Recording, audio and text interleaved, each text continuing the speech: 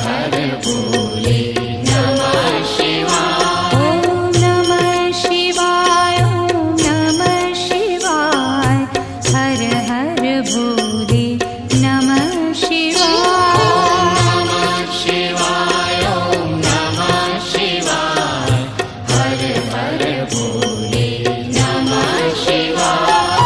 रामेश्वरा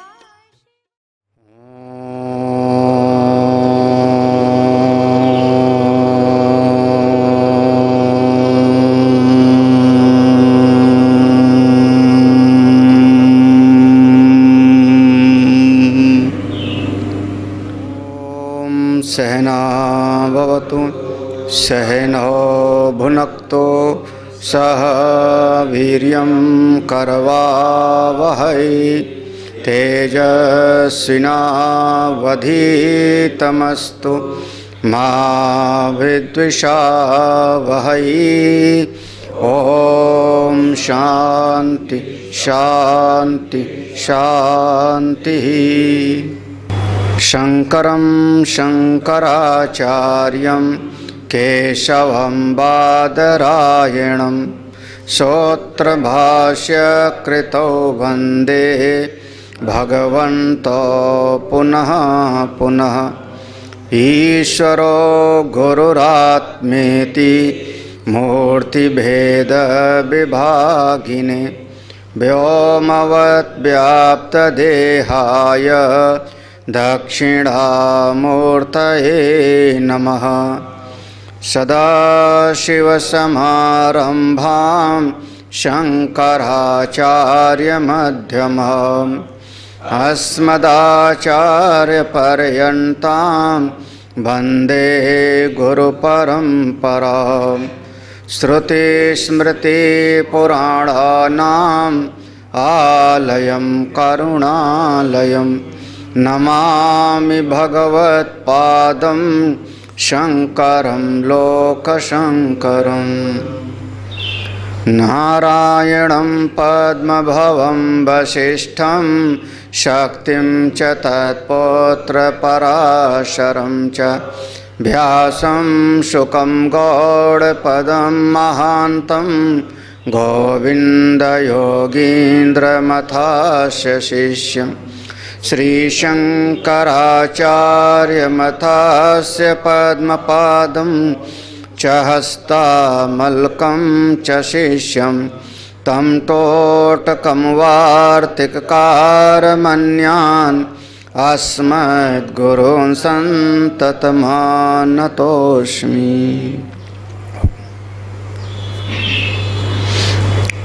परम श्रद्धेय स्वामी जी, आत्मस्वरूप संतजन भक्तजन, महर्षि पातंजलि जी के द्वारा रचित यह दर्शन जिसका नाम है योग दर्शन, जिसमें 4 पाद हैं, 4 इसके प्रकरण हैं। पहले प्रकरण का नाम समाधिपाद है। पहला सूत्र प्रतिज्ञा सूत्र हुआ अथ योगानुशासनम। हम अब योग के विषय में आपको अनुशासित करते हैं, बताते हैं। दूसरा सूत्र योग की परिभाषा हुई, लक्षणावाक्य है योगश्चित्तवृत्ति निरोधा। योग माने हमारे चित्त में जो अनियंत्रित वृत्तियां चलती रहती हैं उनका रोक देना, निरोध कर देना, रोक देना। और जब हमारे चित्त की वृत्तियां रुक गईं, शांत हो गईं, तब यह जो दृष्टा है, तदाद्रष्टु, यह जो जीव है दृष्टा, मैं अपने असली स्वरूप में जाके बैठ जाता है। जब हम अपने वास्तविक स्वरूप में बैठ जाएं कोई समस्या नहीं। जहाँ पर किसी और के स्थान पर हम बैठते हैं तभी हमारे जीवन में समस्या होती है। अगर अपने वास्तविक स्वरूप में नहीं बैठेंगे तब बोले बाहर बैठोगे, वृत्ति सारूप्यम इतरत्र, एक एक वृत्ति के साथ में आपका तादात्म्य होता रहेगा, कभी सुखी कभी दुखी, कभी अच्छे कभी बुरे, कभी पापी कभी पुण्यात्मा। एक दृष्टांत से आप समझो, हमारी सीट रिजर्व हो ट्रेन में, हम स्टेशन देर में पहुँचे और भाग करके ट्रेन के किसी डब्बे में जल्दी से चढ़ गए क्योंकि ट्रेन छूटने वाली है, तो आप कब तक इधर उधर सीट पर भटकते रहोगे? कभी इस सीट पर थोड़ा रुक लिया, कभी उस सीट पर रुक लिया, कभी वहाँ बैठ रही है, और जिसके पास बैठोगे वही कहेगा उठो उठो ये सीट रिजर्व है, हटो हटो यहाँ से, हटो हटो यहाँ से। कब तक? बोले जब तक आपके नाम से जो सीट रिजर्व है वहाँ पर ना पहुँच जाओ। यही होता है ना, कभी ऐसे चढ़ने को पड़ा हो तो। हाँ, दूसरे की सीट पे जहाँ बैठोगे वो धक्का मारता है, हटो हटो यहाँ से, यहाँ मत बैठो। और जब अपनी सीट, अपने नंबर वाली सीट पर हम पहुँचें, भीतर बड़ी तसल्ली होती है, हाँ मिल गई अपनी सीट, हाँ सामान लगाया बैठ गए। बिल्कुल उसी तरीके से यह जो जीव है, मैं, ये जब तक अपने स्वरूप में न बैठ जावे तब तक इधर उधर भटकता रहता है। हाँ, कभी इतरत्र, कभी इधर, कभी उधर, कभी ए, कभी ओ, कभी मैं बालक, कभी मैं जुआ, कभी मैं वृद्ध, कभी मैं रोगी, कभी मैं स्वस्थ, कभी मैं अच्छा, कभी मैं पापी, कभी मैं पुण्यात्मा, कभी मैं माता, कभी मैं पिता, कभी मैं भाई, कभी बंधु। ये एक एक वृत्तियाँ आती रहती हैं और उसके साथ हम हमेशा डांवा डोल होते रहते हैं, वृत्ति सारूप। तो अब वृत्ति को हम अपने बस में कर लें, आपका मन शांत हो जाएगा। ये जो मन में विचारों का एक प्रवाह चलता है वो शांत हो जाए। कैसे? तो वृत्तियों को समझो 5 प्रकार की होती हैं ये मन के विचार, 5 इसके आधार होते हैं। प्रमाणजन्य, विपर्ययजन्य, विकल्पजन्य, निद्राजन्य और स्मृति। प्रमाण, विपर्यय, विकल्प, निद्रा, स्मृति, ये 5 इसके 5 तरीके से ये वृत्तियाँ चलती हैं। कभी प्रमाण के अनुसार, प्रमाण कौन?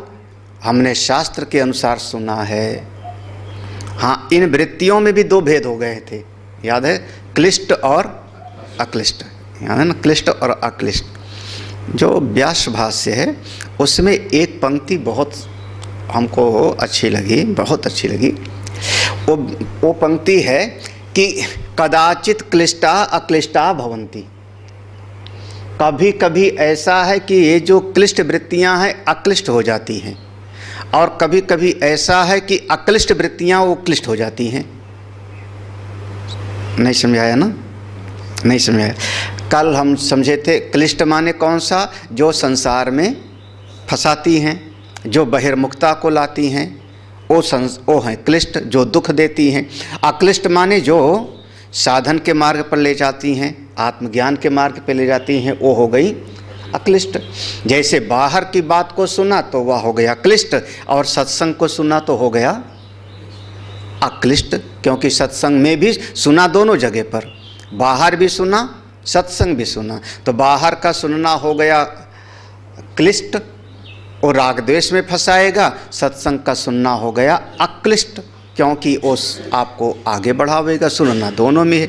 नेत्र हैं, उन नेत्र से बाहर का दृश्य देखा तो हो गया क्लिष्ट, और उसी नेत्र से आप भगवान का दर्शन किए तो हो गया अक्लिष्ट, वो साधन हो गया। तो कभी कभी क्लिष्ट वृत्तियाँ वो अक्लिष्ट में हो जाती। कैसे?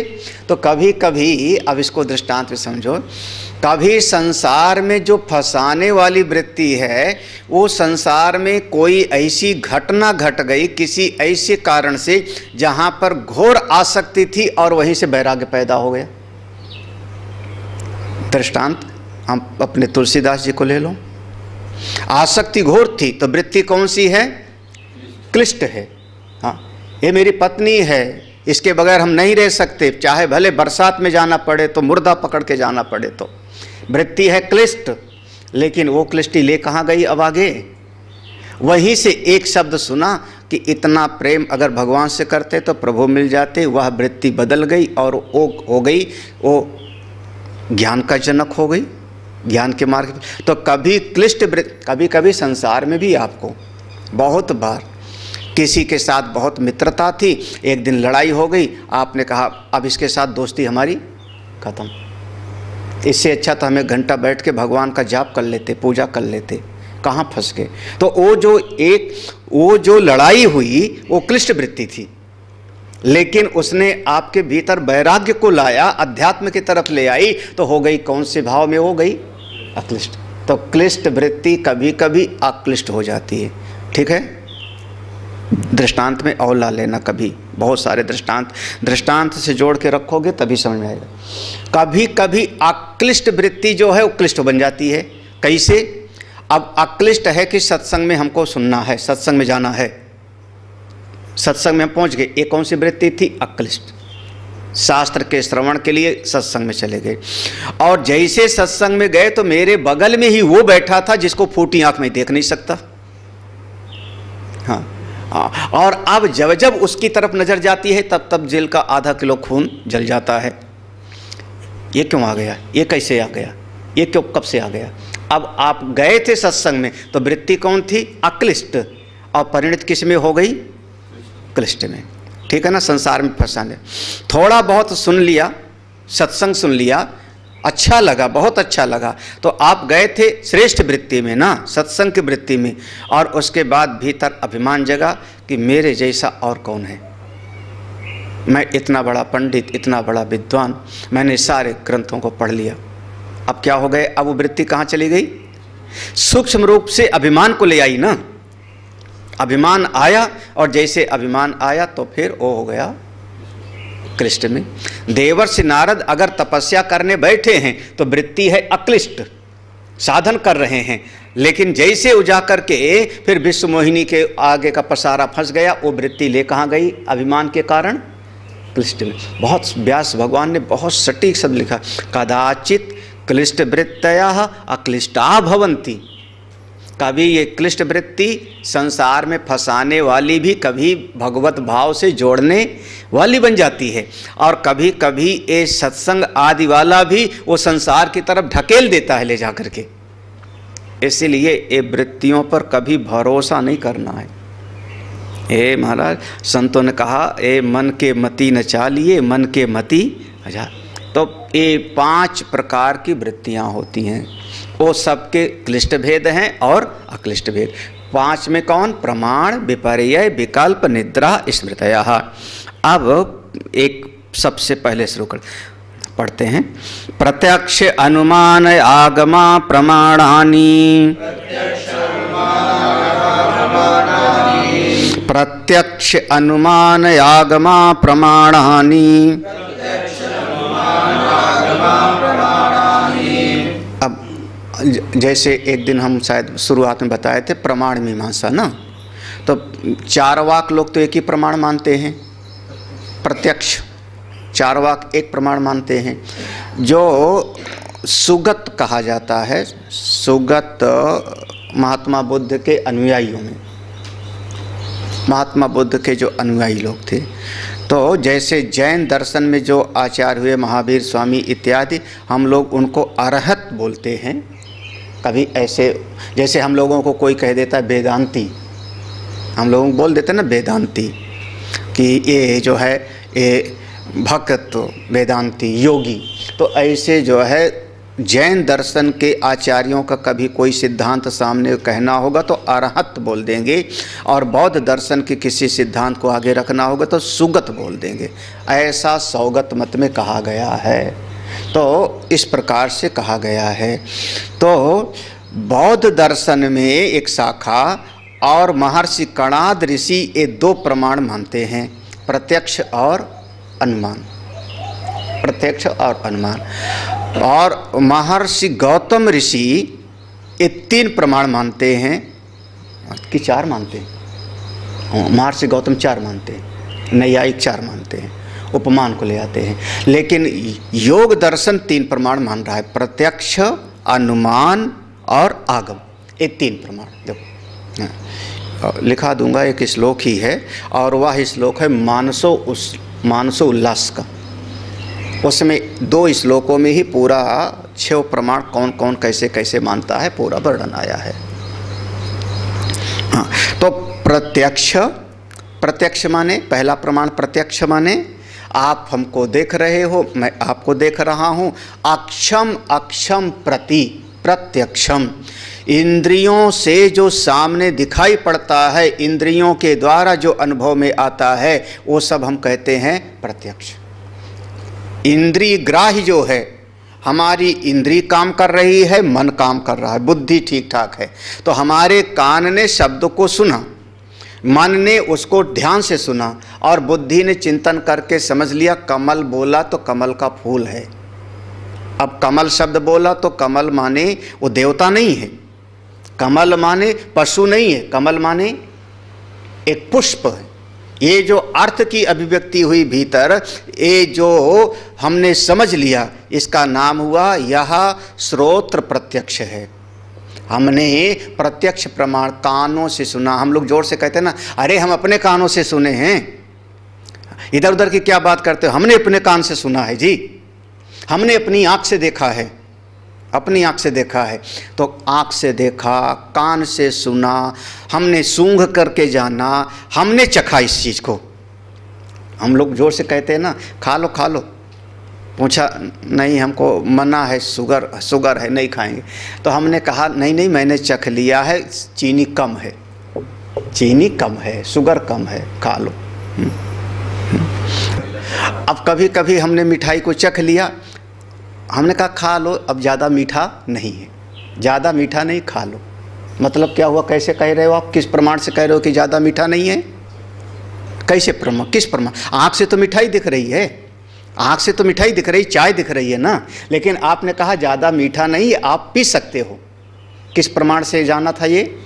हम अपने जिह्वा के रसना इंद्रिय के प्रमाण से। तो अपनी इंद्रियों से जो हमने अनुभव किया और अनुभव करके उसको अवधारित कर लिया, उसका नाम हो गया प्रत्यक्ष प्रमाण। वैसे प्रमाण कहते हैं प्रमाकरणम इति प्रमाणम। हमारे भीतर जो प्रमावृत्ति को पैदा करे, एक बोध को पैदा करे, उसी का नाम होता है प्रमाण। प्रमाकरणम इति प्रमाणम। तो इसके कई जगह पर अलग अलग परिभाषा दिया है प्रमाण की। एक ग्रंथ है शास्त्र दीपिका, उसमें प्रमाण की परिभाषा अलग दिया, कारण दोष बाधक अग्रहित ग्राह्य ज्ञान रहितम प्रमाकरणम प्रमाणम। ये वहाँ पर शास्त्र दीपिका में ऐसा वर्णन आया। एक जगह पर सरल भाषा में दिया, अनधिगतम अबाधितम संशय रहितम स्मृति विलक्षणम प्रमाकरणम इति प्रमाणम। ऐसे है सर। हाँ, अनधिगतम, जो पूर्व से आपको ज्ञान ना हो, जो पहले से जानते हो, अगर वो भी हमने बता दिया तो प्रमाण क्या हुआ फिर? वो तो पहले से जानते थे। हाँ? अब इस फूल का क्या नाम है? फूल आँख से दिखाई पड़ रहा है ना, आँख से दिखाई पड़ रहा है। इस फूल का नाम क्या है बताओ, तुम ही बताओ। हाँ, सूरजमुखी इतना बड़ा होता है, बोल जाओ। हाँ, अब ये जो बोला ना तुमने, ये संशयित हो गया, ऐसे ही प्रमाण नहीं है, क्योंकि इसमें क्या आ गया? संदेह आया। आप निश्चित रूप से इसका ज्ञान नहीं है। सूरजमुखी का भी इनको ज्ञान नहीं होगा। हाँ, तभी तो उसका अध्यास हो गया ना। तो सूरजमुखी का भी अध्यास, हाँ, सूरजमुखी का पीला पीला होता है, ऐसे बीच में काला काला होता है। हाँ, तो इसलिए जो उसका अध्यास हो गया, रस्सी पर सर्प के जैसे। ये संशय युक्त ज्ञान हुआ, इसलिए ये प्रमाण नहीं हुआ। कौन बतावेगा? देखो, वस्तु सामने है, वस्तु सामने है, लेकिन हमको इसका बोध नहीं हो रहा है ना। ठीक है। अच्छा, दूसरे वाले फूल का ये कौन सा है? अब ये प्रमाण नहीं हुआ। क्यों? क्योंकि ये पहले से आपको ज्ञान है। हाँ, ये आपकी स्मृति में पहले से है ना। तो पहली बार जब बच्चे को सिखाया गया होगा कि ये गुलाब का फूल है, उस समय उस बच्चे ने सीखा कि ये गुलाब का फूल है। किस प्रमाण से? अपने अध्यापक के प्रमाण से। उसको कहेंगे हम कौन सा? आप्त वचन, आगम प्रमाण। टीचर ने समझाया था कि इस प्रकार का फूल गुलाब का होता है, ठीक है ना, या उसने देख करके समझा। तो अनधिगतम, किसी और प्रकार से जिसका ज्ञान ना होवे, केवल उसी चीज से ज्ञान होवे। अबाधितम, किसी वो ऐसा ज्ञान जो दूसरे के द्वारा बाधित ना होवे। हाँ, जैसे अभी हमने इसको कुछ और कह दिया और दूसरे ने कहा नहीं ये तुम्हारा ज्ञान सही नहीं है, तो मतलब हमारा जो पहले का ज्ञान था वो हो गया बाधित, तो वो प्रमाण नहीं हुआ, वो प्रमाण नहीं। जैसे आपने कहा देह हो हम, और शास्त्र ने कह दिया नहीं तुम शरीर हो ही नहीं क्योंकि परिवर्तनशील, तो हमारा देहो हम का ज्ञान हो गया बाधित, यह प्रमावृत्ति नहीं है। अनधिगतम अबाधितम स्मृति विलक्षणम और संशय रहितम, ऐसी हमारे भीतर ज्ञान की वृत्ति पैदा हो प्रमाक्रम। कभी इसको विस्तार में हम लोग चिंतन कर लेंगे, यहाँ इतना ही जरूरी है। यहाँ पर 3 प्रकार का प्रमाण होता है इनके दर्शन में। प्रत्यक्ष, प्रत्यक्ष माने जो हमको अपनी इंद्रियों से दिखाई पड़ रहा है, पहला, ठीक है। अनुमान प्रमाण से भी ज्ञान होता है। हाँ, अनुमान माने पश्चात, अनुमाने पश्चात, मान के पश्चात। पहले हमारे भीतर किसी चीज का बोध है, उसके उपरांत वैसी कोई न कोई व्याप्ति हमने देखी, वैसी घटना देखी, तो हम एक कर लेते हैं कल्पना, अनुमान कि ऐसा ऐसा होगा। हाँ, अनुमाने पश्चात। हाँ, मान के पश्चात, अनुभव के पश्चात जो बात में, जैसे बचपन में हमने देखा कि काले काले बादल आए तो बरसात हुई थी। हाँ, बचपन में 10 दिन देखा, 5 दिन देखा, मेरा पक्का ज्ञान। आज युवा अवस्था में हम बाहर खड़े हैं 20 साल के बाद, और आज फिर काले काले बादल उठे, तो हम क्या कहेंगे? अब शायद पानी बरसेगा, अब पानी बरसेगा। आप कैसे किया, क्या किया आपने? अनुमान किया। ये अनुमान प्रमाण है कि अब बरसात होगी, क्योंकि हम पूर्व में काले बादल थे तो बरसात हमने देखा था। और दृष्टांत तो हमारा प्रसिद्ध दृष्टांत वही है, न्याय दर्शन वाला, पर्वतो वन्यमान। हाँ, वो हमारा बहुत प्रसिद्ध दृष्टांत है। और अपने जीवन में, व्यवहार में आप बहुत सारा कुछ अरे वैसे भी देखो ना, डॉक्टर के पास जाते हो तो अनुमाने तो करता है। अनुमान के अलावा और क्या करते हो राजेश?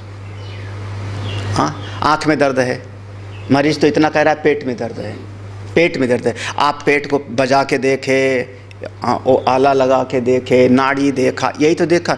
अब अगर इसने ऐसा पेट भारी है, माने कोई गरिष्ठ भोजन खाया होगा, यही ना, अजीर्ण हुआ होगा, यही तो। या कहीं पर बहुत अलग से आवाज़ लग रही तो आपने कहा शायद इसका लीवर खराब होगा। या आपने वो आला लगाया तो आपने कहा फेफड़े में पानी भर गया। ये लोग, इनको फेफड़े में पानी कैसे भर जाता है यही जाने। हाँ, वो फेफड़े में पानी भर गया, इन्फ्लूजा हो गया। एक अनुमान ही तो है, अनुमान ही तो है ना। ऐसा क्योंकि पूर्व में हमने देखा था इस तरीके का मरीज था तो उसका ऐसा ऐसे आया था, इसलिए ये मरीज ऐसा है तो इसका भी ऐसे होगा। अनुमान माने हम वो घटना दिखाई नहीं पड़ रही, लेकिन हम उसका अनुमान करते हैं, उसके बारे में निर्णय करते हैं। पहाड़ पर धुआं उठता दिखाई पड़ा तो हमने समझ लिया कि पहाड़ पर आग जल रही होगी। क्यों? क्योंकि जब जब हमने धुआं देखा था तब तब आग थी। तो आग और धुएं का साहचर्य है, आग और धुएं का सहचर्य है, साथ साथ रहता, व्याप्ति है। तो आज ऐसी व्याप्ति हो रही है, तो वहाँ पर हमने कह दिया पर्वतो वन्यमान। अनुमान प्रमाण और सरल करके समझाऊं, और सरल करूं। हाँ, सूजी भूने आप हलवा बनाने के लिए कैसे समझे कि सूजी बढ़िया भुन गई? कैसे समझे? सूजी बढ़िया भुन गई हलवा के लिए बढ़िया, कैसे जाना? हाँ, देखो अब देखो ना, ये अनुमान है। प्रत्यक्ष में आपको सूजी का रंग बदला हुआ दिखाई पड़ा, यही ना, प्रत्यक्ष में सूजी का रंग बदला हुआ दिखाई पड़ा। लेकिन अब ये जो सूजी का रंग बदला दिखाई पड़ा, ये पूर्व में 10 दिन का अनुभव है आपके साथ में, कि जब जब ऐसा सूजी हो गई थी तब तब बहुत बढ़िया हमारा हलवा बना था। तो आज सूजी पूरा का पूरा ब्राउन कलर की हो गई, तो इसका मतलब अब ये हमारा पूरा भूना हो गया। सही है कि नहीं, है ना? तो अभी जो देख रहे हो ये प्रत्यक्ष नहीं हो रहा है, ये कैसा हो रहा है, ये अनुमान प्रमाण से जान रहे हो। और कहूँ, हाँ, चने की दाल कितनी सीटी में गलेगी? अब दोनों तय कर लो, देखो अब दोनों का अनुमान गलत हो रहा है। ये हो गया अबाधितम, रानी करें 2 सीटी में। मैंने जानबूझ करके चना बोला, मूंग भी बोल सकता था। अब कितनी सीटी में हमारी दाल गलेगी, आप क्या करते हो, ये अनुमान है। क्योंकि आज के 5 दिन पहले हमने चने की दाल बनाया था तो 5 सीटी में उगल गई थी। आज हम कोई काम कर रहे हैं और वहाँ कुकर में सीटी बज गई, 5 हो गई, गिनते रहते हैं, हो गई 5, हमने अनुमान कर लिया कि उस दिन पक गई थी तो आज भी पक गई। ये क्या हुआ, अनुमान। आपके जीवन में कदम कदम पर ये हैं। हाँ, आपका ये शास्त्रों का ज्ञान ये मत समझना कहीं 7वें आसमान का है, हमारे प्रतिदिन के व्यवहार का है। अनुमान जरा सा गलत हो जाए, आपका पूरा का पूरा जीवन खतरे में पड़ जाएगा। जरा सा अनुमान गलत हो जाए, हाँ, है ना? अनुमाने तो है ना, इतना सा जो है रास्ता है, हम इसमें अपनी गाड़ी को निकाल ले जाएंगे। आदमी अनुमाने तो करता, गाड़ी अनुमान पर चलती है। हाँ, गाड़ी अनुमान पर चलती, हम निकाल ले जाएंगे। और जरा सा जो है गड़बड़ हुआ तो वो मिट्टी में जाके धंस गई, या जा करके चिपक गई, दीवार से चिपक गई, या कोई, हाँ, पलट गई। हाँ, अनुमाने तो होता है ना कि हमारी सामने वो गाड़ी जा रही, हमारी इस स्पीड में है, हम अनुमान करते हैं कि हम अपना ओवरटेक कर लेंगे। हाँ, और जरा सा गड़बड़ हो गया तो, अनुमान गलत हुआ तो बस महाराज। हाँ, केवल आपका। हाँ, और किसी कार चलाने वाले को अपना ड्राइवर के सामने जो पहिया होता है वो दिखाई नहीं पड़ता। जो पहिया है आगे कार का, पहिया थोड़े दिखता है। हाँ, करीब हम काफ़ी लोग चलाने वाले हैं यहाँ पे, पहिया नहीं दिख रहा है। आप क्या कर रहे हो, और नीचे वाली गाड़ियों में तो बोनट भी पूरा नहीं दिखता। ऊंची गाड़ी में तो बोनट दिखता, नीचे वाली गाड़ी में तो बोनट भी नहीं दिखता। तो अंदाज क्या, अनुमान क्या है कि जहाँ एक्सीलेटर है बिल्कुल उसी की सीध में, बिल्कुल सेंटर प्लेस वही कि एक्सीलेटर की सीध में पहिया है। शरद बाबू है ना, हाँ, एक्सीलेटर जहाँ पर बिल्कुल उसी सीध में पहिया है, हाँ, उसके सीध में जाओ। अनुमान से सब कुछ होता है, ज़्यादातर अनुमान से जीवन चल रहा है। हाँ, प्रत्यक्ष प्रमाण, दूसरा कोई संशय हो तो बीच में पूछ लेना। हाँ, हम आपके जीवन की 50 सैकड़ों घटनाएं से हम सिद्ध कर सकते हैं कि आपकी पूरी जिंदगी अनुमान पर चल रही है। हाँ, प्रत्यक्ष प्रमाण, अनुमान प्रमाण, 2 हो गया। तीसरा आगम प्रमाणानि। आगम माने फिर कभी कभी हमको महापुरुषों का, अपने गुरुजनों का, बड़े लोगों की बात मान लेते हैं, उसमें मेरा भला है, वो भी एक प्रमाण है। अगर कोई कहे, कोई भी ऐसा सोचे कि नहीं मैं अपने किसी बड़े की बात नहीं मानूंगा, मैं तो खुद अनुभव करूंगा, अगर खुद अनुभव करेगा तो कोई बच्चा कभी काका गाघा भी सीख नहीं सकता। जिस समय छोटा बच्चा नर्सरी में गया स्कूल में और टीचर ने उसको कहा कि ए ऐसा बनाओ, बी ऐसा बनाओ, सी ऐसा बनाओ, पढ़ना है तो यही पढ़ो, सी फॉर कैट, यही ना। वो बच्चा कहे कि सी ऐसा क्यों बनाएं, ऐसा सी क्यों बनाएं, ऐसा बी क्यों बनाएं। हाँ, हम तो बी टेढ़ा मेढ़ा ऐसे ऐसे बनाएंगे, तमिलियन भाषा वाला क्या कहते हो, जलेबी ऐसा बनाएं। बोले नहीं, वहाँ पर आपको जो टीचर ने कहा उसको ज्यों का त्यों स्वीकार कर लो। ये है आगम प्रमाण। हम इसको कहते हैं हमारे मास्टर साहब ने ऐसा बताया। बस वो सिद्धवाड़ी की घटना है, बड़ी बढ़िया घटना है। जब वहाँ पर ऐसे आश्रम बन रहा था, 81 में पहला बैच शुरू हुआ और अपने यही आचार्य सबसे पहले, इनका नाम उस समय था विशाल चैतन्य जी, पूज्य स्वामी जी, तो ये वहाँ पर पढ़ने गए थे, उस समय पर पढ़ने गए थे 81 में। और पहला बैच लिया था स्वामी पूज्य स्वामी तेजोमयानंद जी ने, नाम था विवेक चेतन, 81 में। तो उसके बाद कभी एक कमरा वहाँ बना, एक कमरा देख तो आए हो ना सर, एक उधर बना, अब तो बहुत बन गया, कभी एक ब्लॉक उधर बन गया, एक ब्लॉक उधर बन गया, मंदिर उधर बन गया, उधर एक सड़क उधर नीचे से निकला था मंदिर के सामने से। तो किसी ने आकर के कहा, कोई आया और स्वामी जी के पास, तेजोमानंद जी के पास में, उनके पास कहा कि वो इंजीनियर आदमी, उसने कहा आप लोगों के पास कोई मास्टर प्लान नहीं है क्या? हाँ, इधर खड़ा कर दिया एक कमरा, उधर बना दिया, उधर बना दिया, कोई मास्टर प्लान नहीं है। तो स्वामी तेजोमानंद का हाँ है, मास्टर प्लान है। बोले जरा मैं भी तो देखो। बोले जो हमारे मास्टर हैं उनका प्लान ही मास्टर प्लान है। जो हमारे गुरुदेव हैं वो हमारे मास्टर हैं, और उनका मास्टर, उनका प्लान ही हमारा प्लान है। वो जब कहते हैं तोड़ दो तो मैं तोड़ देता हूँ, जब कहते हैं चिन्ह दो तो चिनाई करा देता हूँ, जब कहते हैं छत डाल दो तो छत डाल देता हूँ, जब कहते हैं छत उखाड़ दो तो मैं छत उखाड़ देता हूँ। तो हमारे मास्टर का प्लान ही हमारा मास्टर प्लान।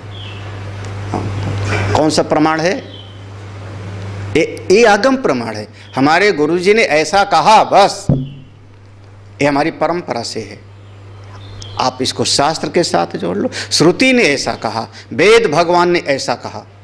हाँ, अगर आपको आगे बढ़ना है तो बिल्कुल शास्त्रेषु गुरुवाक्येषु, शास्त्रेषु वेदांतेषु गुरुवाक्येषु सत्य बुद्धिया। हाँ, सत्य बुद्धिया, हाँ, संशय बुद्धिया नहीं। गुरुजी कह रहे हैं तो हो भी सकता है, नहीं, सत्य बुद्धिया। ये जो कह रहे हैं वही सत्य है। उन्होंने कह दिया कि सूरज पश्चिम से उगा। हाँ, अगर आप में है तो कह सकते हो हाँ पश्चिम से उगा। हाँ, सत्य बुद्धि है। आगम प्रमाण माने वहाँ कोई संशय की गुंजाइश है ही नहीं, कोई संशय की गुंजाइश नहीं। इतनी निष्ठा हो तो ज्ञान में देरी थोड़े है, इतना विश्वास हो, इतनी निष्ठा हो तो ज्ञान में देरी नहीं है। तब वो कहते थे कि फूल मसलने में देरी है, आत्मज्ञान में देरी नहीं। घोड़े के एक पाँव पर रख दिया है रकाब में, दूसरा पाँव चढ़ते चढ़ते ज्ञान हो जाता है। अरे वो साधक की योग्यता है, तैयार तो होवे कोई साधक, कोई साधक तैयार तो होवे। इतना सत्य बुद्धि से धारण करने की हिम्मत हो। आगम प्रमाण, हमारी श्रुति में ऐसा कहा है, वेद में ऐसा कहा है, हमारे आचार परंपरा से ये ज्ञान आया हुआ है। इस बात को मैं बिल्कुल मानता हूँ, बिल्कुल मानता हूँ। आज की भाषा में अगर हम कह दें, आज की भाषा में हमारे हिंदू धर्म में पहले ही था कि थोड़ा सबको छुओ मत। उसको दूसरे लोग कहते थे छुआछूत, हमारी बुराई करते थे। अब सारे क्या कह रहे हैं? हाँ, हमारे यहाँ पहले कहा था हमारे ऋषियों का, अब हम आगम प्रमाण में हैं। हमारे ऋषि लोग कहते थे थोड़ा सा जो है सबके सामने चेहरा मत खोलो। अब जिसको देखो वही मुंह पे मास्क लगाए घूम रहा है। हाथ मिलाना हमारी परंपरा में नहीं था। अब बड़े बड़े वो ब्रिटेन का प्रधानमंत्री के भी आए, ऐसे किया, फिर हाँ खींच लिया, नहीं हाथ नहीं मिला, ऐसे किया था, है ना? क्यों? आज तुम लोग क्या कह रहे हो? जितनी बार जाओ बाथरूम में कितनी बार धो हाथ को। हाँ, ये कहाँ से आया था कि पार्टी में गए और बिना हाथ धोए खाना शुरू कर दिया, प्लेट उठाया और धड़ाधड़। हाँ, तो भ्रष्ट हुए थे आप लोग। ये परमात्मा का दैवी प्रसाद है। आपको हमारी सभ्यता को फिर से ज़बरदस्ती लाया जा रहा है। इस पूजा में हर चीज़ चढ़ाने के बाद हाथ, हाँ, पूजा में आरती ले लिया तो हाथ में एक बूंद पानी डालो, हाथ धो लो, तब अगली प्रक्रिया होगी। तो हाँ, बिल्कुल, बहुत बढ़िया। ये हमारा आगम प्रमाण। इस हाँ, बिल्कुल, बहुत बहुत धन्यवाद। क्योंकि जो हमारी सभ्यता में पहले था और जिसको आप लोग जैसे समाज ने ये कह दिया कि नहीं हम तो आधुनिक समाज के हैं, इसका विस्मृत करता गया। अब उसी को वो खुद अब मानना शुरू कर रहे हैं ना। छुओ मत, छुओ मत, छुओ मत, उधर उधर दूर से। हाँ, बहुत बढ़िया। हाँ, अब कोई नहीं कहेगा छुआछूत मान रहे हैं, भेदभाव मान रहे हैं। हाँ, गले लगाओ हाँ, अब गले लगाओ सबको। हाँ, तो हाँ रे, तो हमारा आगम तीन प्रमाण हुए, प्रत्यक्ष, अनुमान और आगम। ठीक है ना? तीन प्रमाण हैं। तीनों प्रमाण के द्वारा मेरे चित्त में ज्ञान होता है, प्रमावृत्ति पैदा होती है। तो यह जो प्रमाता है, प्रमाता के भीतर वह प्रमावृत्ति पैदा होती है प्रत्यक्ष से, अनुमान से और आगम से।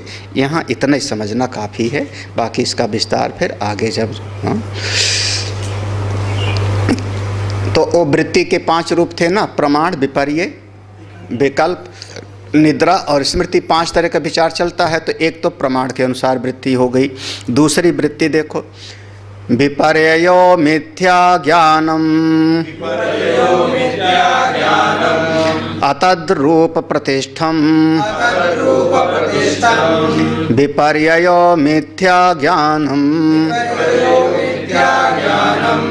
अतद्रूप प्रतिष्ठम।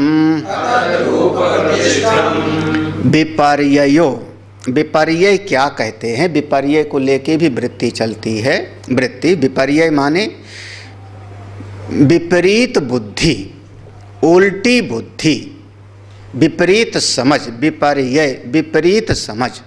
कैसे? मिथ्या ज्ञानम, ज्ञान तो है, वृत्ति में ज्ञान तो है, लेकिन सही सही ज्ञान नहीं है, मिथ्या ज्ञान है, मिथ्या ज्ञान है। और कैसा है? अतद रूप प्रतिष्ठम, अतद रूप, जो नहीं है उसको वैसी समझ बैठे, जो नहीं है उसको वैसा समझ लिया, अतद रूप विपरीत समझ लिया और वैसा व्यवहार करने लगे, तो इसका क्या होगा? ये कहते हैं विपर्य जन्य वृत्ति है। दृष्टांत समझना, आकाश हमको नीला दिखाई पड़ा, आकाश नीला दिखाई पड़ा, नीला आकाश देख करके, और जो कवि है वो कवि ने कविता भी लिखी, हमको भी बहुत अच्छा लगा नीला आकाश देख करके, वो सब देखा, लेकिन वो आकाश उसका कोई रंग है नहीं, आकाश का कोई रंग नहीं है, और उस पे नीलापन आकर के भासित होने लगा, और नीलापन को देख करके हमने उसको वैसा व्यवहार भी करना शुरू कर दिया। ये क्या हो गया? अतद रूप प्रतिष्ठम, जो नहीं है वैसा दिखाई पड़ा और हमने व्यवहार करना शुरू कर दिया, तो इसका नाम हो गया विपर्य जन्य वृत्ति। अब अगर आपने, इसीलिए ज़्यादातर जो वेदांत के महात्मा लोग हैं वो भजन वजन में मज़ा नहीं ले पाते, हाँ, क्योंकि जितना कुछ होवेगा वो सब का सब जो है, हाँ, सब विपर्य हो जाएगा, है ना। हम कभी कभी थोड़ा सा ऐसा बोल देते हैं ना, वैसे बोलना तो नहीं सही है, कि वो भजन गाया यशोमत मैया से बोले नंदलाला राधा क्यों गोरी मैं क्यों काला, सबने सुना है ना, ये बोला, और वो फिल्मी भजन है। और फिर यशोदा मैया ने मुस्कुरा के कहा, काली अंधियारी आधी रात में तू आया इसीलिए काला। अब जो आधी रात में पैदा होवे वो सब काला होवेगा? बोले ये मिथ्या ज्ञान रूप है, ये ठीक समझ नहीं है, हाँ, ये ठीक समझ नहीं है। तो ये जो वृत्ति चली, भजन लिखा, भजन गाया, लोग खुश हुए, ये जितना वृत्ति चली वो सब कौन सा था? विपर्य वृत्ति, पूरी की पूरी विपर्य वृत्ति। और विपर्य बुद्धि तो पूरा जीवन इसी में चला जा रहा है, पूरा जीवन। हाँ, आप शरीर नहीं हो और अपने आप को मान क्या बैठे? शरीर बैठे ना, मिथ्या ज्ञान, और शरीर के आधार पर अब सारा व्यवहार करना शुरू कर दिए ना। हाँ, मैं मोटा हूँ, दुबला हूँ, मैं सुंदर हूँ, मैं कुरूप हूँ, मैं ब्राह्मण हूँ, क्षत्रिय हूँ, वैश्य हूँ, शूद्र हूँ, मैं ब्रह्मचारी हूँ, मैं विद्यार्थी हूँ, मैं युवा हूँ, सन्यासी, सब शरीर के आधार पर करने लगे ना। ये सारा का सारा आपका जितना व्यवहार है ये सब विपर्य जन्य है। क्यों? क्योंकि मिथ्या ज्ञान, अतद रूप, जो नहीं हो, अब आप नहीं हो, आपके अपने स्वरूप में शरीर वगैरह नहीं है, आपका वो स्वरूप है, लेकिन फिर भी आप उसको शरीर मान करके व्यवहार करने लगे। हाँ, अरे और व्यवहार में समझना, कभी कोई बहुत अपना मित्र है, किसी जरा सी बात पे वो एक शब्द कड़वा बोल दे हुए आपको शत्रु जैसा लगने लगता है। वो तो आपका भला करने के लिए आया था, लेकिन समझ क्या बैठे आप कि ये हमारा शत्रु है, और शत्रु समझ करके फिर उससे दुश्मनी पाल लिए, जबकि वो आया था मेरा कोई भलाई करने के लिए। तो मित्र करे शतरे पुकई करनी। मिथ्या ज्ञान, सारा व्यवहार आपका मिथ्या ज्ञान, सारा व्यवहार जितना कुछ वो हो रहा है सब का एक उल्टी समझ में जीवन जा रहा है। ये सब विपर्य जन्य वृत्ति है, विपर्य जन्य। हाँ, अरे कितनी बार जो है कितनी बार जो है भाई भाई में लड़ाई हुई, माँ बेटे में लड़ाई हो जाती है। हाँ, माँ बेटे में लड़ाई काहे की होती है? उसको तुम ज़्यादा प्यार करती हो। हाँ, ये सबसे ज़्यादा। अब आजकल का नहीं है, क्योंकि आजकल तो एक ही होते हैं, दो ही होते हैं। जब 4-4 होते थे तब बताओ, जब 4-4 होते थे बच्चे तब तुम उसको ज़्यादा चाहती हो। जबकि माँ पिता का भाव सबके प्रति बराबर है, लेकिन चित्त में वृत्ति बैठ गई कि उसको ज़्यादा चाहती हूँ, बस यहीं से समस्या पैदा होगी। और फिर विपर्यजन वृत्ति। हाँ, और इसके बाद भी, और इसके बाद तो और बड़ी भारी समस्या होती है। सब इन्हीं को चुपके चुपके दे दिया। हाँ, सब वही वो वाला ले गया। हाँ, होता नहीं ऐसा। हाँ, फिर बहुत लोग लखनऊ जो आए वो सब अपनी पुरानी कहानी सुनाएंगे। 30 साल पहले आए थे तो एक लोटा लेके आए थे हम खाली। मेरी सास ने सारा गहना देवरानी को दे दिया। ये पुरानी घर घर की कहानी है। तो हाँ, सब घर घर में यही है, घर घर में यही है। क्यों? वो अतद रूप जो नहीं है वैसा चित्त में वृत्ति में बैठ गया। अतद रूप प्रतिष्ठम मिथ्या ज्ञानम। हाँ, विपर्ययो मिथ्या ज्ञानम अतद रूप प्रतिष्ठम। अतद रूप जो नहीं है वैसा समझ बैठे, वैसा समझ बैठे, और उल्टी समझ के कारण फिर मिथ्या ज्ञान हो गया, विपरीत ज्ञान, उल्टी समझ, और वैसे तमाम तरह की वृत्तियां आने लगती हैं। फिर ये मेरा दुश्मन है, छोड़ूंगा नहीं इसको ऐसा वैसा कर डालूंगा, ये कर डालूंगा। अरे काहे के लिए? लेकिन ये चित्त वृत्ति में अब 3 प्रकार के, हाँ 2 प्रकार के हो गए, प्रमाण विपर्य। ये पढ़ लेते हैं आशीष को। विकल्प, बड़ा बढ़िया विकल्प का दृष्टांत तो हम लोग कल सुने थे। शब्द ज्ञान अनुपाति वस्तु शून्यो विकल्प। शब्द ज्ञान अनुपाति वस्तु शून्यो विकल्प। शब्द ज्ञान अनुपाति, केवल शब्दों के ज्ञान का ही, शब्दों की एक प्रवाह चल रहा है, शब्द रूपी प्रवृत्तियां चल रही वृत्ति में। शब्द ज्ञान अनुपाति, शब्दों के द्वारा चित्त में एक ज्ञान हो रहा है, लेकिन कोई वस्तु है ही नहीं, वस्तु शून्य, वो चीज़ ही नहीं है। और उस चीज़ के बारे में तरह तरह के जो है उधेड़ बुन चित्त में चल रही है। हाँ, बहुत सारे दृष्टांत हैं। 2 आदमी लड़ गए। जब मुकदमा चला तो जज ने पूछा क्यों लड़ाई हुई, तुम दोनों तो दोस्त थे। बोले इसने हमारे खेत में भैंस घुसा दी, हमारे खेत में अपनी भैंस घुसाई। मतलब क्यों घुसा दिया? उसने कहा कि मैंने इनको मना किया था कि हमारे मित्र हैं, इन्होंने एक दिन बैठ करके हम दोनों बैठे थे, बात कर रहे थे, तो इन्होंने कहा हम खेत खरीदने जा रहे हैं, तो हमने मना किया था इनको कि खेत मत खरीदो। क्यों खरीदा इन्होंने? हमने कहा हम भैंस खरीद रहे हैं, तुम खेत मत खरीदो, कहीं भैंस हमारी खेत में चली गई तो समस्या होगी, हम दोनों की दोस्ती खत्म हो जाएगी। तो उन्होंने कहा तुम भैंस खरीदो चाहे गाय खरीदो, मैं खेत क्यों ना खरीदूँ, जरूर खरीदूँगा। अब इसी बात पर दोनों में तू मैं हुई। बोले ये देखो मैंने खेत खरीद लिया, ऐसे उंगली से खिंचाया मिट्टी में, ये खेत मैंने खरीद लिया। उन्होंने ऐसे मिट्टी से एक भैंस बनाई हाथ उंगली से, और ये मेरी भैंस तेरे खेत में गई। महाराज उठाया डंडा, उसने लाठी से सिर फोड़ दिया उसका, उसने उसको मारा। दोनों, जज ने कहा खेत खरीदे? बोले अभी नहीं, अभी तुम सोच ही रहे थे। ना खेत है ना भैंस है अभी, ना खेत ना भैंस, और सर दोनों का फूट गया। क्या वस्तु शून्य, केवल वाणी का जमा खर्च है। हाँ, कल हम लोगों ने दृष्टांत क्या सुना था, शेख चिल्ली वाला, है ना, केवल वाणी का जमा खर्च, बस। दृष्टांत बढ़िया बढ़िया है, कोई कम नहीं है। हाँ, पहाड़ में एक आदमी खड़ा होकर के ऐसे कर रहा था, उधर से कोई गुजरा, क्या कर रहे हो? बंदर को चने खिला रहा हूँ। हाँ, उधर चारों तरफ देखा, एक भी बंदर दिखाई नहीं पड़ा, ना लाल मुंह वाले ना काले मुंह वाले, कोई बंदर। उसने कहा यहाँ बंदर कहाँ है? उसने कहा तो मेरे हाथ में चने कहाँ हैं? वो तो मैं वैसे टाइम पास कर रहा हूँ। क्या हुआ ये सब? हाँ?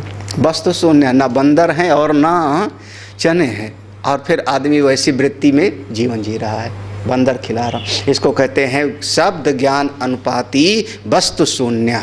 वहाँ पर वो है ही नहीं और केवल हवा में जो है वाणी का जमा खर्च हो रहा है।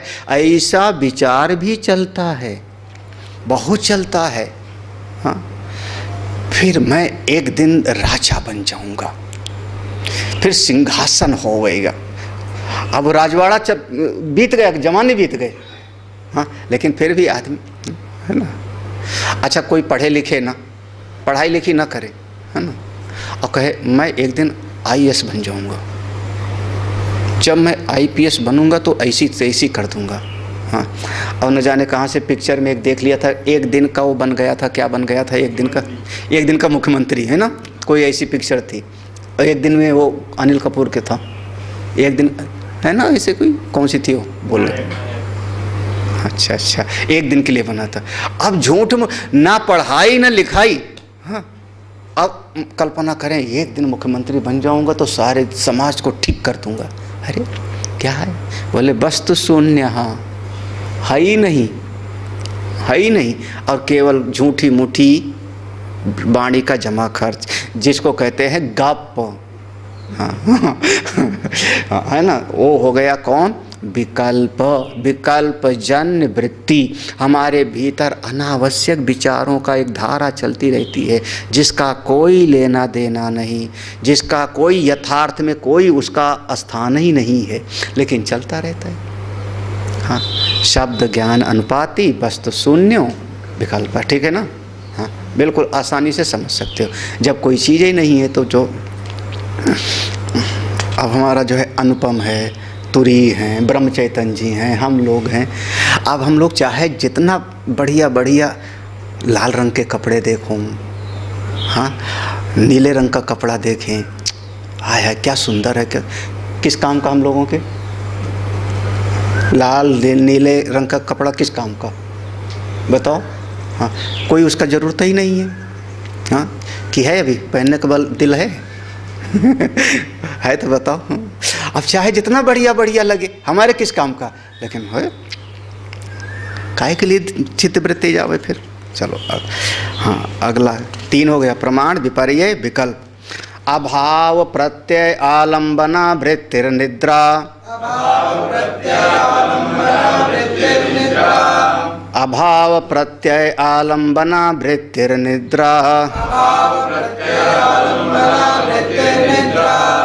अभाव प्रत्यय, हम कुछ नहीं जाने, ये भी विचार चलता है।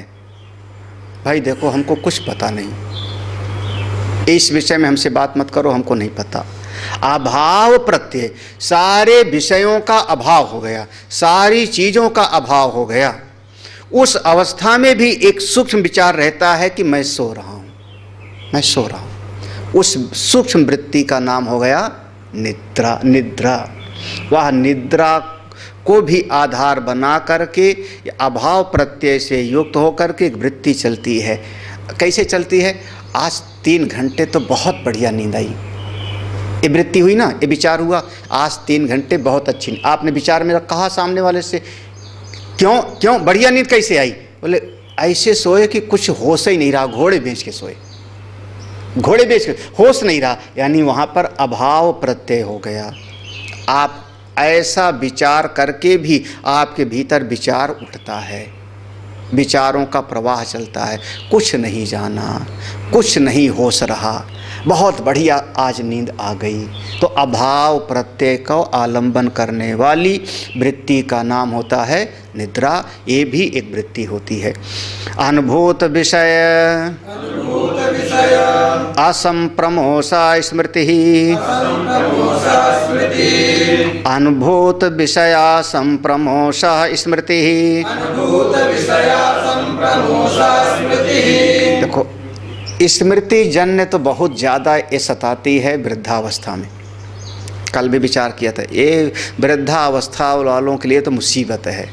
स्मृति जन्य वृत्ति होती है। कैसे, अनुभूत विषय, जो पूर्व में हमने अनुभव किया है पहले कभी, 10 साल पहले, 20 साल पहले कोई अनुभव किया है, तो वो अनुभव की जो घटना है हमारे चित्त पे संस्कार रूप में बन गई है, हमारे भीतर संस्कार रूप में उपछप गई है। अब वो असंप्रभुषा यानी छुपी नहीं रहती, बार बार प्रकट होती रहती है। हाँ, बार बार वो व्यक्त होती रहती है। हमको देखो, हमको देखो। जैसे एल्बम है, आपने एल्बम को बंद करके रख दिया तो पूर्व की छवि है, आज के 20 साल पुरानी फोटो की छवि उसमें है, लेकिन वो बंद करके रखा हुआ है ना। और हवा चले और पन्ना पन्ना खुलने लगे, तो पंखा तेज चला और एक एक पन्ना खुलने लगा तो हमको दिखाई पड़ने लगता है, और जैसे जैसे दिखाई पड़ेगा वैसे वैसे याद आने लगेगी। ये उस समय की फोटो है, उस समय की फोटो है। ऐसे पूर्व के जो अनुभूत विषय हैं उनका जो चित्त में संस्कार पड़ा है असंप्रमोषा, वो छुपा नहीं रहता, बल्कि बार बार अपनी फाइल खोलना शुरू कर देता है। असंप्रमोषा स्मृति बार बार आने लगता है। एक समय की बात है, फिर वहाँ शादी थी, फिर वहाँ ये था। आप किसी भी बुजुर्गों से बात करो, शुरुआत यहीं से करेंगे। वो ज़माना था, वो ज़माना था, 1 रुपया का शेर भर घी, हाँ हाँ, 1 रुपया का मन भर गेहूँ की जौ, जो भी, हाँ वो ज़माना। वहाँ उनके यहाँ शादी में गए थे, किसी भी बुजुर्ग के साथ बैठ जाओ, उनके यहाँ शादी में गए थे, उनके यहाँ शादी में गए थे, वो फलनमा आया था, अमुक आया था, वो नहीं आया था। जब वो आया था तो ऐसा बैंड बाजा था, फिर ऐसा ये था, फिर वहाँ ये हुआ था। हे राम, जिसका न लेना न देना। हाँ, लेकिन अब उसकी चर्चा, और जो नए बच्चे हैं उनको सुनाना शुरू करो तो उनका कान पक जाता है, क्योंकि 4 बार 10 बार सुन चुके हैं वहीं। याद नहीं रहता। हाँ, अब वो बुजुर्ग को तो ध्यान ही नहीं कि हमने इसको सुना चुके हैं इनको। हाँ, असंप्रमोषा, हाँ वो हाँ वो छुप नहीं पाता ना।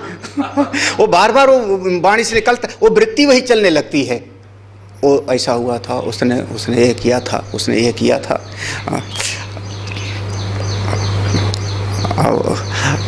हमारी माताजी कभी कहती थी, जब कभी हम लोग जो है जैसे भोजन खाए और थोड़ा छूट जाए थाली में ना, थाली में छोड़ दिया, नहीं पसंद आया, यूँ तो डंडा लेकर के दौड़ाती थी। और वो हम जानते थे कि अब यही बोलेगी। हम वो ज़माना देखे हैं, एक धरा जौ में जो है 20 दिन खाए थे हम। अरे राम राम। वो सुन करके चित्त में बैठ गया था। तो अब क्या हुआ, बोले अब खाए के लिए वही, बोले वही वृत्ति चलती रहती, वही वृत्ति चलती रहती, वही अनुभूत विषय असंप्रमोषः स्मृति। बहुत बढ़िया शब्द है, आप लोग ध्यान देना। ये सब का सब अनुभूत विषय है, उसी से आपकी स्मृति आती है, स्मृति जन्य वृत्ति होती है, और ये वृत्ति हमको बाह्य जगत में लगा देती है। बस विचारों के एक 5 श्रेणी ऋषियों ने विभाजित कर दिया। 5 श्रेणी हैं जो हमारे भीतर विचार चलते हैं सबके। हाँ, आप हिसाब लगा लो, प्रमाणजन्य, विपर्यय, विकल्प, निद्रा और स्मृति। बस आपके सारे जितने लाखों लाख विचार चलते होंगे सब इन्हीं 5 की श्रेणी में आ गए। सब 5 की श्रेणी। या तो सही विचार होगा प्रमाणजन्य, या तो उल्टा ज्ञान वाला होगा विपर्ययजन्य, या तो कोई चीज़ें नहीं होगा, खाली ख्याली पुलाव पका रहे हो, विकल्प हो गया, या तो अभाव, हाय मेरे पास है नहीं, ये वस्तु है नहीं, निद्रा, और या तो पुरानी याद। बस इन वृत्तियों का अगर कोई निरोध कर ले तो वही योगी है।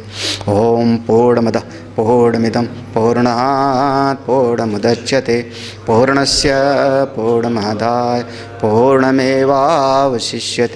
ओम शांति शांति शांति। हरि ओम। श्री गुरुभ्यो नमः।